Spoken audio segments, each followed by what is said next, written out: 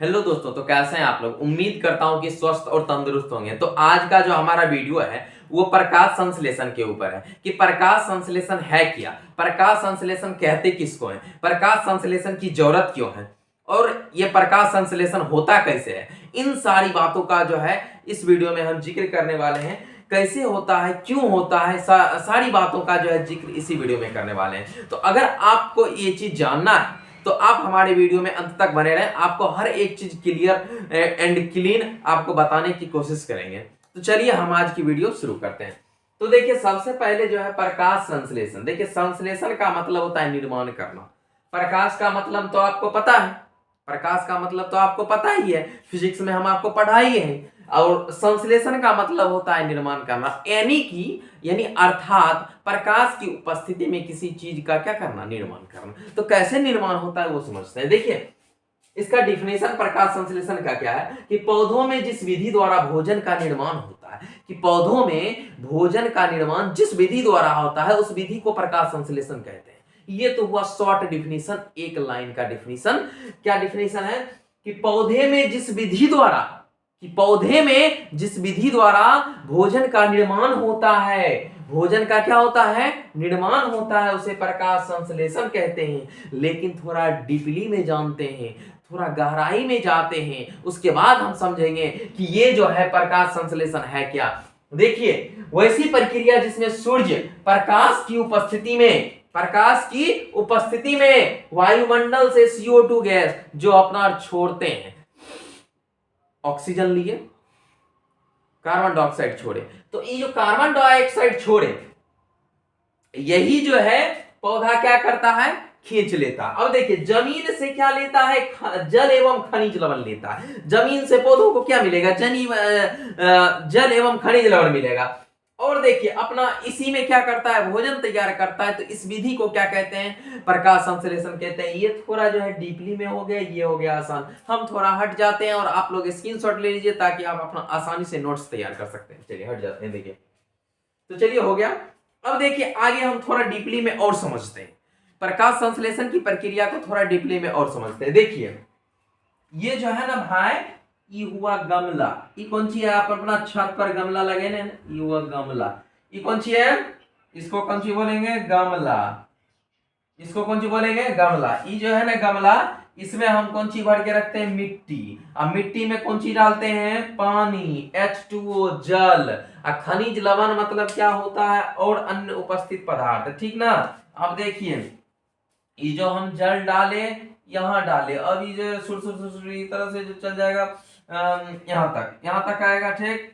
अब देखिए, ये तो यहाँ पत्ती के पास आ जाएगा। अच्छा, ये चीज देखिए, आपको पूछेगा कि पौधों में भोजन का निर्माण कहाँ होता है, तो आपको बेहिचक बोल देना है, पत्तियों में। कहाँ होता है निर्माण भाई, पत्तियों में। देखिए, यहाँ कन्फ्यूजन नहीं होना है। अभी देखिए, इसमें क्या पूछ रहा है कि पौधों में भोजन का निर्माण कहाँ होता है, तो पत्तियों में होता है। एक इससे रिलेटेड जो है क्वेश्चन और पूछा जाता है कि अच्छा, पौधे में, हाँ, पौधे के रंध्र के द्वारा। देखिए, अच्छा, CO2 गैस पौधों में कैसे जाता है, तो पत्तियों के द्वारा नहीं जाता है, पत्तियों में उपस्थित रंध्र के द्वारा जाता है। ये भी 1 नंबर के ऑब्जेक्टिव में आपको अगले एग्जाम में पूछा जाएगा।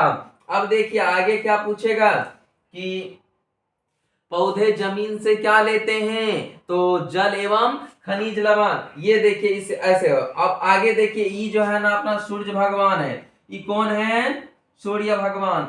ये देखिए, ये प्रकाश दे रहे हैं, ये प्रकाश दे रहे हैं। यहाँ उपस्थित आपके छत पर एगो पौधा है, ठीक ना, एगो क्या है, पौधा है। ये देखिए, ऊपर पत्ती है, ये क्या है, पत्ती है। अभी देखिए, ये जो है, अच्छा, इसमें पत्तियों में क्लोरोफिल पाया जाता है। अब देखिए, एक और क्वेश्चन पूछेगा कि पौधा जो है अपना भोजन किस क्रिया द्वारा, सॉरी, पौधा जो है अपना, पौधों में कि ऐसी कौन सी चीज पाई जाती है जिसकी वजह से अपना भोजन तैयार कर लेते हैं, तो क्लोरोफिल पाया जाता है, जिसके वजह से पौधा जो है अपना जो है सूर्य भगवान का जो प्रकाश होता है उसको अवशोषित कर लेता है, उसको क्या कर लेता है, खींच लेता है अपने और आकर्षित कर लेता है।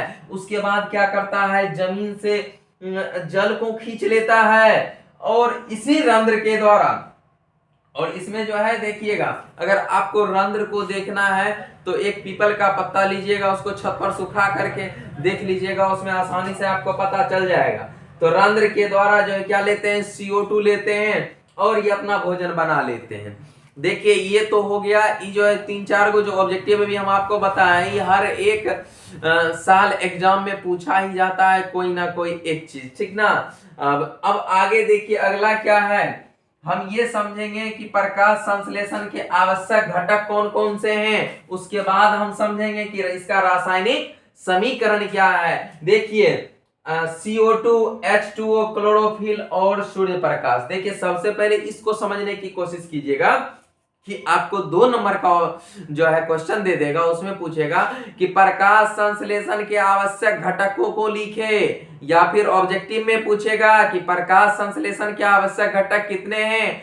तो आंख बंद करके जो है 4 में टिक लगा देना है, और आंख खोल करके जो है AB देख करके जो है ना उसमें क्या करना है, रंग देना है, जिसमें क्या लिखा हुआ होगा 4। अगर B नंबर का ऑप्शन है 4 तो उसको रंग देना है, ठीक ना। आगे देखिए हम अभी जो 2 नंबर का बात चल रहा था, तो 2 नंबर में आपसे पूछेगा कि प्रकाश संश्लेषण के आवश्यक घटक कौन कौन से हैं। तो आप लिखिएगा कि इसके आवश्यक घटक 4 हैं, एक में CO2, दूसरा H2O, तीसरा क्लोरोफिल और चौथा सूर्य का प्रकाश स्वयं। अब देखिए आगे जानेंगे कि इसका रासायनिक समीकरण क्या होता है। क्या जानेंगे कि रासायनिक समीकरण क्या होता है। देखिए 6CO2 + 12H2O और सूर्य का प्रकाश, और इस बीच में जो है हम एक चीज लिखना भूल गए थे, ये सब कहाँ का, ये देखिए क्लोरोफिल,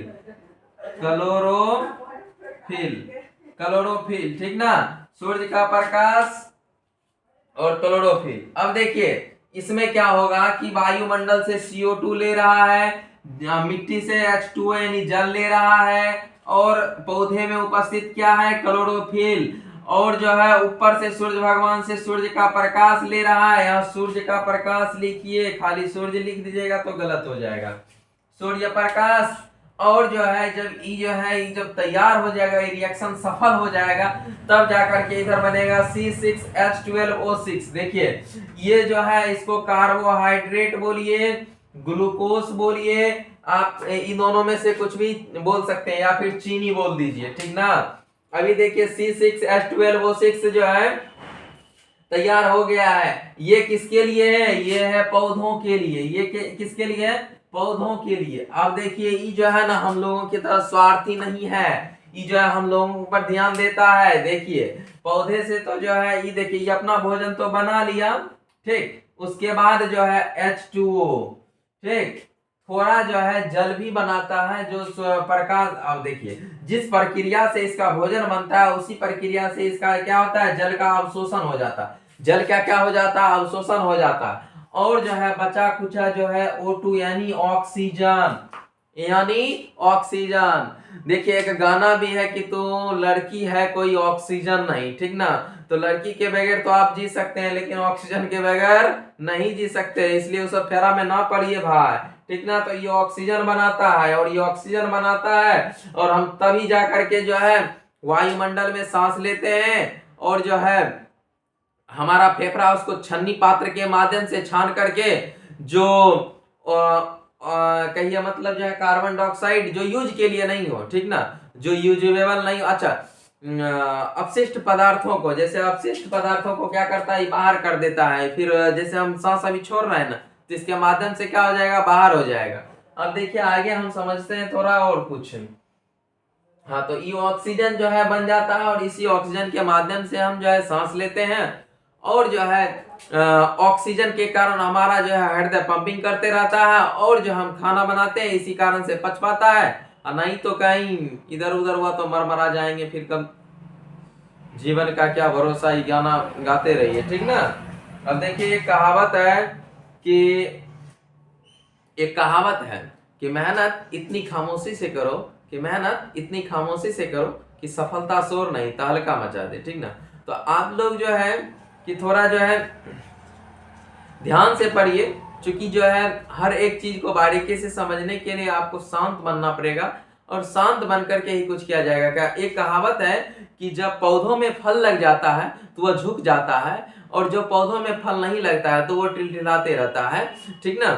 अब कहने का मतलब क्या है कि जब आप में जो है ज्ञान भर जाएगा, ज्ञान का भंडार हो जाएगा आपके अंदर, तो आप जो है किसी से झुक कर के बात कीजिएगा, किसी से सीना तान के ऐसे बात नहीं कीजिएगा कि वो अभी का अभी फरियाल लेंगे, ऐसा कुछ नहीं है भाई। देखिए इस धरती में इस धरती पर अगर कोई जो है सर्वश्रेष्ठ है तो वो आपका बुद्धि है। आप बुद्धि से काम लीजिए, ठीक ना। लड़ाई झगड़ा से जितना हो सके उतना दूर रहिए, यही कहेंगे। आज के लिए इतना ही, फिर मिलेंगे एक नए वीडियो के साथ, तब तक के लिए बाय।